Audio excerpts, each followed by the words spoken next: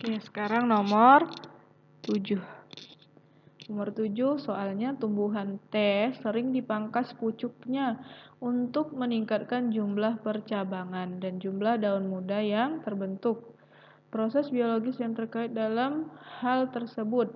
Oke, di sini garis bawah ya.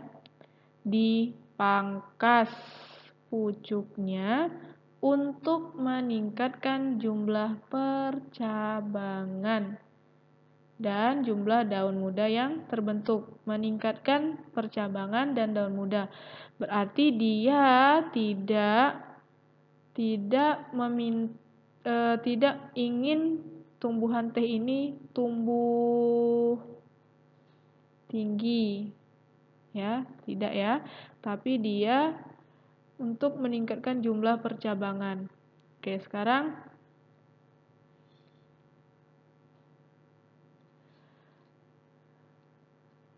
bagian yang dipangkas di sini pada tumbuhan teh, bagian ujungnya ini kan meningkatkan percabangan itu adalah jaringan meristem. Nah, jaringan meristem ini adalah jaringan yang dia bisa terus berkembang. Nah, berkembang mau dia tambah banyak, tambah tinggi, tambah lebar. Nah, itu dia jaringan meristem. Dia jaringan muda yang bisa terus berkembang. Nah, meristem ini kan ada yang apikal, ada lateral, ya. Oke, apikal ini biasanya di ujung.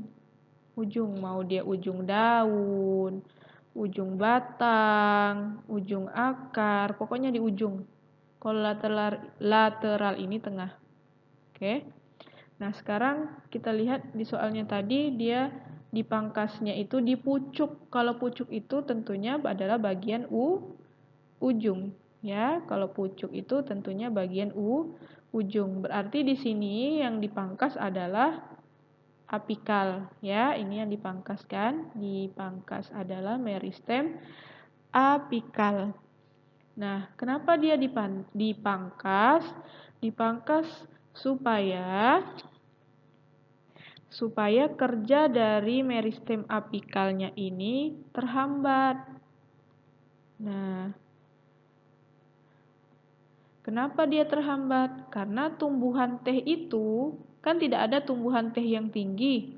Tumbuhan teh itu hanya supaya daunnya lebat, daunnya banyak, nah, pucuk-pucuknya bagus gitu kan.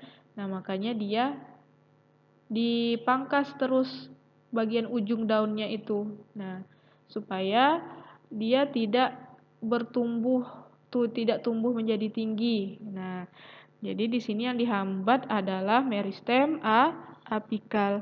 Nah, kalau meristem apikal ini dihambat, berarti kerja hormon yang dihambat adalah hormon auksin. Nah, hormon auksin inilah hormon yang membuat tumbuhan itu bisa bertambah tinggi. Nah, bertambah tinggi. Jadi karena apikalnya terhambat, hormon auksinnya juga terhambat. Nah, kerja hormon auksinnya terhambat, jadi merangsang kerja meristem lateral. Jadi di sini kerja apikal dan lateral itu dia berbanding terbalik, tidak berbanding lurus.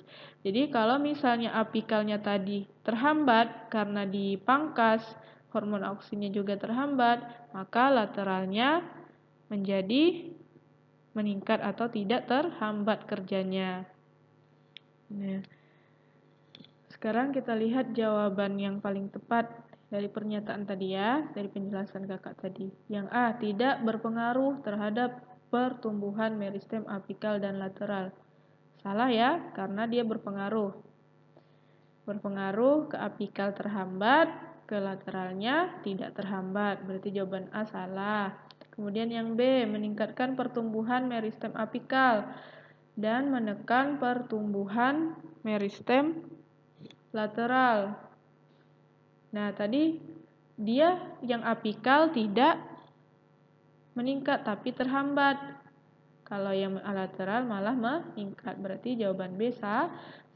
Kemudian coba lihat yang E, meningkatkan pertumbuhan meristem lateral dan apikal. Nah, kalau ini kan artinya dia berbanding lurus.